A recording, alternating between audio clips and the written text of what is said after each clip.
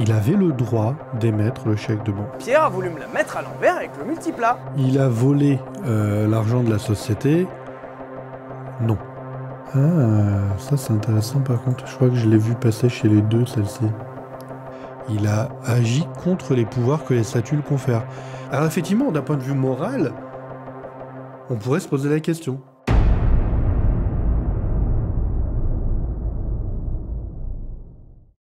Écoutez, je vous propose de se mater la vidéo La Villebrequin de Sylvain Live qui répond à Pierre Chabrier. Et puis on en profite pour parler statut de société, pacte d'associés, etc.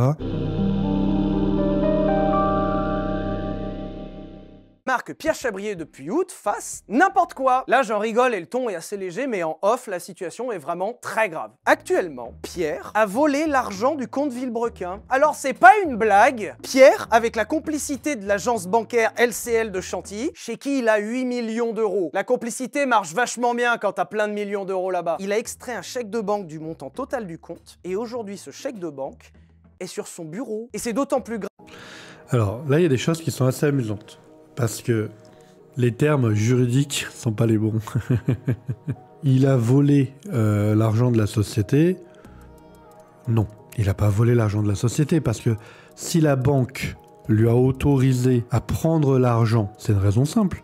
C'est parce qu'il a les pouvoirs dans la société pour le faire. Donc il n'a pas volé l'argent. En tant que, il était peut-être dirigeant, peut-être président, peut-être il était directeur général de leur SAS.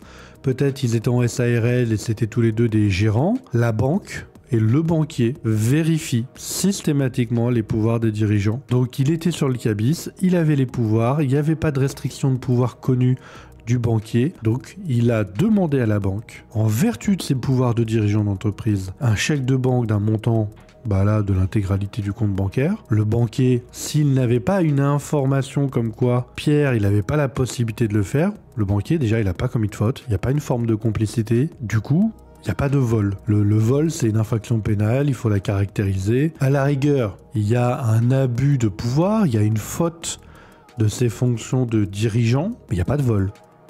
Surtout que là, l'argent, il est sur un chèque de banque. Le chèque de banque, a priori, il est posé sur son bureau. C'est une faute de gestion.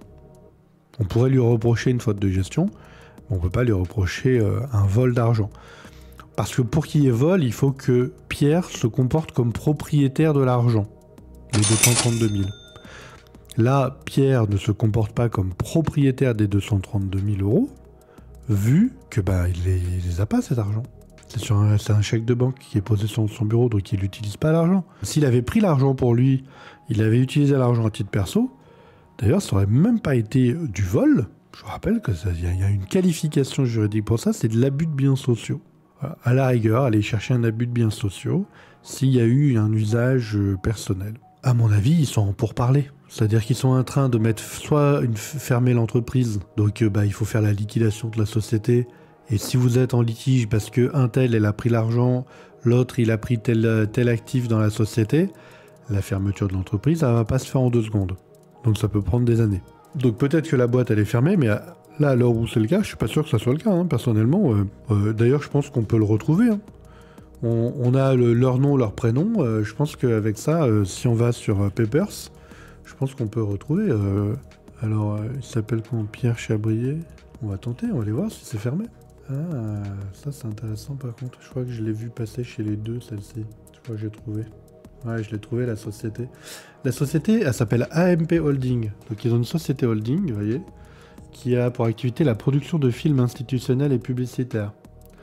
Donc ça, c'est une société qui a été créée en 2019. Donc Lévy Sylvain, Chabrier Pierre. Donc ça se retrouve. Donc là, c'est une holding. Et le siège est en activité.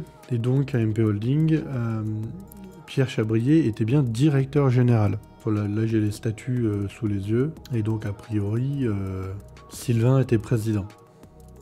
Et on peut s'amuser à jeter un œil dans les statuts, notamment sur les pouvoirs des dirigeants. Comme ça, je vais tout de suite pouvoir vous dire, tiens, en fait, cette histoire de droit, comment ça s'est goupillé.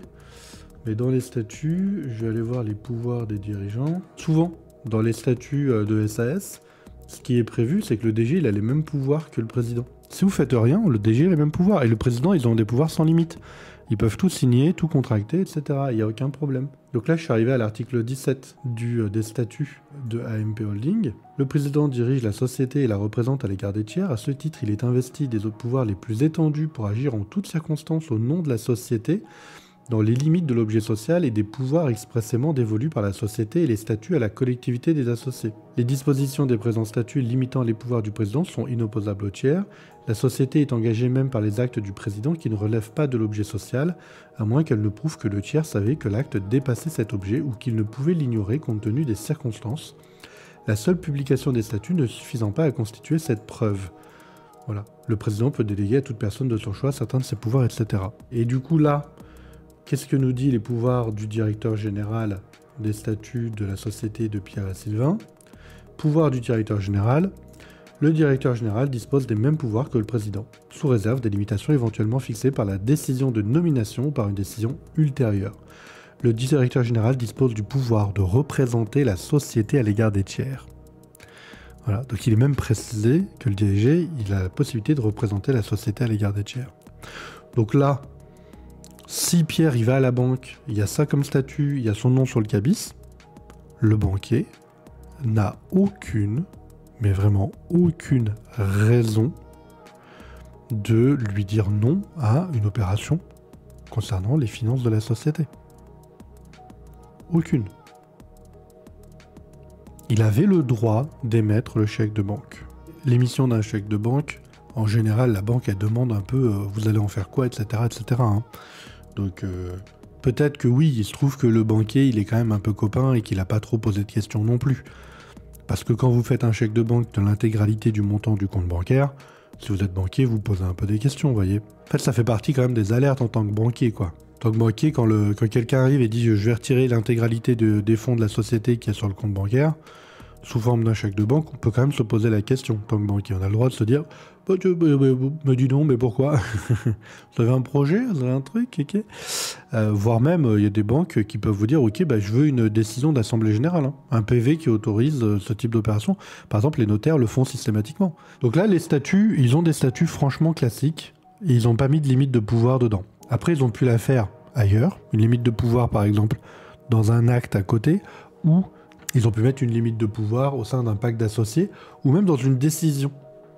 Une décision de modification des pouvoirs, où ils se disent, tiens, les pouvoirs sont limités, et moi c'est probablement ce que j'aurais proposé, et c'est souvent ce que je propose quand on s'associe à plusieurs dans ce genre de société, c'est de prévoir même directement dans les statuts une limite des pouvoirs. C'est par exemple de dire que le président ou le DG ou les deux ne seront pas en mesure de réaliser des opérations économiques, juridiques, des contrats ou autres opérations dont le montant serait supérieur à X. Alors le montant à X, après, il est à définir en fonction de la vie de l'entreprise. Sur une société qui génère beaucoup de cash, X il va être plus important.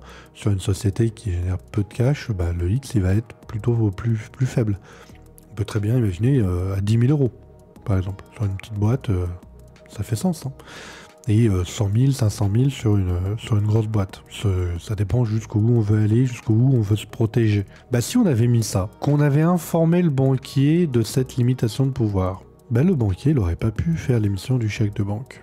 On aurait dit quoi? On aurait mis que le DG et le président ne peuvent pas faire ce genre d'opération sans avoir obtenu l'accord de l'Assemblée Générale ou l'accord de l'autre mandataire. Et donc là, le banquier, s'il est au courant, s'il a connaissance de cette limite de pouvoir, eh bien dans ce cas-là, c'est une faute de sa part de le faire. Et non seulement c'est une faute de la part du banquier, mais c'est aussi une faute de la part, dans ce cas-là, de Pierre, qui a fait un prélèvement contraire à ses pouvoirs.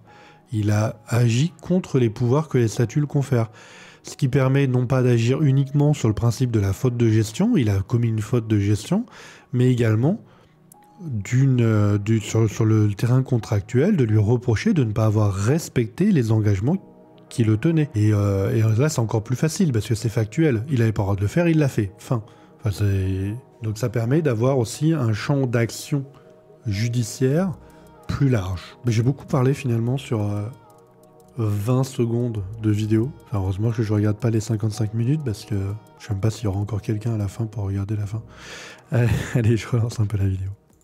Grave qu'aujourd'hui, en tant que président de Villebrequin, je ne peux pas payer les 92 000 € d'impôts qu'on doit, puisque Pierre a le chèque en otage sur son bureau. Si vous posiez la question pourquoi les miniatures du Multipla sont pas arrivées, c'est parce que je peux pas payer l'entreprise Solido qui est censée les fabriquer. Ça fait des mois que je peux pas les payer parce que Pierre a en otage le chèque. Et lui actuellement... Ça, le fait qu'il peut pas payer, c'est ce que je disais, c'est une faute de gestion. C'est une faute de gestion de Pierre qui a réalisé une opération économique qui met la société dans la sauce.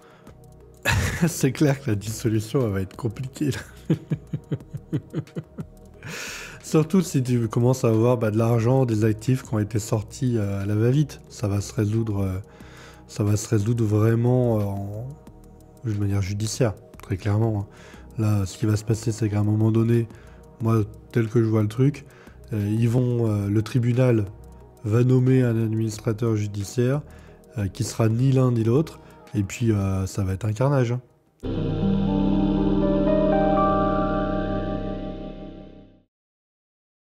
Il y a un truc très simple à comprendre, c'est que Villebrequin, c'est avant tout une entreprise. L'entreprise peut détenir des choses immatérielles, comme de l'argent ou des vidéos, et des choses matérielles, comme des voitures. Ces choses matérielles, on appelle ça des actifs. Et sur la société Villebrequin, au 15 août, il en reste deux. Le Multipla et la Volkswagen Phaeton. La Volkswagen Phaeton, c'est une berline que vous avez déjà vue sur Villebrequin. C'est une voiture comme on en a acheté des pelles qui nous a servi à faire des vidéos. Et ces deux voitures ont un point commun, c'est que pour l'entreprise, ce ne sont pas des voitures, ce sont des objets. Et ce qui est fou à se dire, c'est que le Multipla et la Phaeton, en dehors du sujet de la valeur évidemment, sont strictement identiques. Pour la société, c'est deux actifs identiques. Le Multipla à l'époque était stocké gracieusement chez W Autosport, et la Phaeton était stockée à la Fabrique Auto, chez Arthur et Joseph. En fait, la voiture est tombée en panne pendant son dernier tournage avec Villebrequin. Et comme on savait pas ce qu'elle avait, on l'a déposée chez Arthur et Joseph, qui ont un garage. Bon, la chaîne Villebrequin s'est arrêtée avant, donc en fait on l'a jamais réparée, mais elle était là. Et il s'avère que cette Phaeton est restée en plein milieu du garage, pendant plus d'1 an. Et à un moment, cette Phaeton, même si Pierre veut rien en faire, va falloir qu'elle bouge. Et c'est comme ça qu'Arthur et Joseph passent un coup de fil à Pierre. Pierre a dit qu'il récupère la Phaeton. Pas dans le sens, il me contacte, il rachète mes parts, il me paye la moitié de la voiture, et il en est propriétaire. Non, non, il rachète la Phaeton. Que je sois d'accord ou pas. Et c'est là où je me dis, mais attends, si on veut vendre un truc qui appartient à l'entreprise, il faut l'accord des deux. Enfin, on est d'accord, on peut pas vendre un actif de la société sans que les deux soient au courant et d'accord. On est pas d'accord ? Comment ça, on n'est pas d'accord? Et c'est comme ça que je pose innocemment la question à mon avocate. Puisqu'on est dans les imitations d'appel, du coup je vous le fais, ça a donné un salut salut. Pierre a dit un truc vachement bizarre sur la Phaeton, il a dit qu'il pouvait racheter un actif sans me poser la question. Comment ça c'est vrai? Ah, il peut le faire. Ah d'accord, il peut racheter un truc sans que je sois au courant. Et sans mon avis. Ah putain, c'est fou quand même. Attends, j'ai un double... Ouais, je fais la moue. Bah ouais, en fait on en revient à cette question des pouvoirs. Évidemment, un dirigeant, il peut tout à fait vendre un actif à qui il veut, s'il a les pouvoirs de le faire. Si on avait mis dans les statuts, tu peux pas vendre un actif sans l'accord de l'autre, bah ouais, tu peux pas. Ou en tout cas, si tu le fais, tu vas te retrouver en difficulté parce que l'autre pourra te reprocher de ne pas avoir respecté le pouvoir. Mais là, si tu as le pouvoir, tu peux tout à fait vendre un actif. Après, si tu vends un actif à un associé, à un prix largement inférieur à la valeur de l'objet, bah, ça peut être déjà un abus de biens sociaux, ça peut être une faute de gestion, ça peut être plein de trucs. Mais si tu le vends au prix normal, au prix du marché, il n'y a aucun problème. Donc là, Sylvain, il s'emballe, mais Pierre, s'il décide de racheter la Phaeton au prix du marché, c'est-à-dire au prix la société aurait pu la vendre à un tiers, il n'y a aucun problème et les statuts n'ont rien qui l'empêche. C'est le droit. Alors effectivement, d'un point de vue moral, on pourrait se poser la question. Mais juridiquement, Pierre, il est là potentiellement rien fait qui le mette en difficulté. Il avait le droit. Sauf que je vous dis, s'il y a un problème sur le prix, mais là, son avocat, il fait le mime de son avocat, mais son avocat, il lui a répondu la bonne réponse. Les seuls moments où il peut y avoir des difficultés là-dessus, c'est quand vous avez ouvert votre dissolution d'entreprise. Vous avez pris la décision de dissoudre la société. Là, il faut savoir que, une fois que vous avez mis votre société en dissolution, le fait que pendant la dissolution, les actifs soient cédés à des associés ou des dirigeants, là, c'est soumis à une décision à l'unanimité. C'est pas le cas si on n'est pas en période de liquidation. Pourquoi il y a ça? C'est on va dire une mesure de protection pour éviter qu'on passe une dissolution et que tous les actifs soient bradés aux associés, à un associé par exemple. C'est des mesures de protection quoi. Mais en cours de vie sociale, il n'y a pas ce genre de truc. Le PDG qui vend un actif pour lui, il y a le moyen de contrôle, c'est la limite des pouvoirs dans les statuts, ou dans un pacte, ou dans une décision d'Assemblée Générale qui limite les pouvoirs, pour pouvoir lui reprocher de l'avoir fait. Mais un PDG, il peut vendre une voiture à lui-même. Mais d'ailleurs, c'est courant. Il le rachète au prix du marché. Vous regardez, vous faites l'Argus, vous regardez sur le Bon Coin, même matériel où vous vraiment... Et alors peut-être que eux, ils avaient un véhicule ultra sophistiqué qui avait fait l'objet de modifications techniques qui augmentent le prix, c'est un genre de véhicule, vous le retrouvez nulle part ailleurs. Bah, vous faites passer un expert dessus. Vous allez pas me dire qu'ils connaissent pas des experts dans le domaine qui auraient pu dire tiens, la Phaeton à vos X. Et là, vous faites la vente et il n'y a aucun problème. On peut pas lui reprocher. L'appel Flavio! Ça peut paraître assez incroyable à croire, mais Pierre et moi dans l'entreprise avons les mêmes pouvoirs. C'est-à-dire que si Pierre décide de vendre ou de se vendre la Phaeton, il en a un droit absolu. Il n'a pas besoin de mon avis et pas besoin de mon accord, et surtout si jamais il le fait, je ne peux rien dire. Et c'est justement comme ça qu'on en arrive au multiplat. Si Pierre est capable de se vendre la Phaeton et que je puisse rien y dire, rien ne l'empêche de se vendre le multiplat et que je puisse rien y dire. En fait, le fond de ce sujet, c'est que Pierre a voulu me la mettre à l'envers avec le multiplat. Alors je sais que dans sa vidéo, Pierre... Alors, rien y dire, c'est pas complètement vrai. Si jamais la vente, elle est à un prix qui est anormal, ben, il peut agir. Il peut agir en tant que président de la société, il peut agir pour soit une faute de gestion, soit un abus de biens sociaux, soit il peut même aller sur la nullité de la vente parce que le prix est anormalement bas. Enfin, il y a des actions qui sont possibles. Mais oui, la vente de base, elle est valide. Pierre a voulu me la mettre à l'envers avec le multiplat. Bon, ce qu'il faut retenir de cette vidéo, c'est que, c'est pas parce qu'on est super potes, qu'on est très copains, qu'il faut partir sur une association où on est 50-50 et les pouvoirs identiques, etc., etc. Donc, on évite au maximum. Après, moi je veux pas vous faire d'illusions. Hein. Je veux pas faire d'illusions sur ça. Demain, si vous avez mis une limite de pouvoir, est-ce qu'il pouvait pas vendre la voiture? Bah, la réponse est non, il pouvait le faire. Mais on aurait pu lui reprocher. C'est toujours pareil, vous empêcherez pas avec des documents juridiques les gens d'agir. Par contre, vous pourrez agir contre eux pour obtenir une réparation de ce qu'ils ont commis. En fait, il y a deux effets de bien prévoir les choses. Le premier, c'est de pouvoir dire, bon, bah, si jamais ça se passe, ok, bah, ça se passe, mais j'ai les moyens de pouvoir agir. Et il y a le deuxième qui est un effet dissuasif. Si moi, associé, je sais que je n'ai pas le droit de faire ça, bah, je vais peut-être pas le faire du coup. Parce que je sais qu'on va pouvoir me le reprocher. Par contre, ce qui est sûr, c'est que par exemple, sur le fait de priver la société de sa trésorerie, alors que la société, elle a des fournisseurs à payer, des impôts à payer, là, c'est une grosse faute de gestion qui va pouvoir lui être reprochée sévèrement. Typiquement, si l'administration fiscale elle n'est pas payée dans les temps, vous savez ce qui va se passer, ils vont se prendre des pénalités.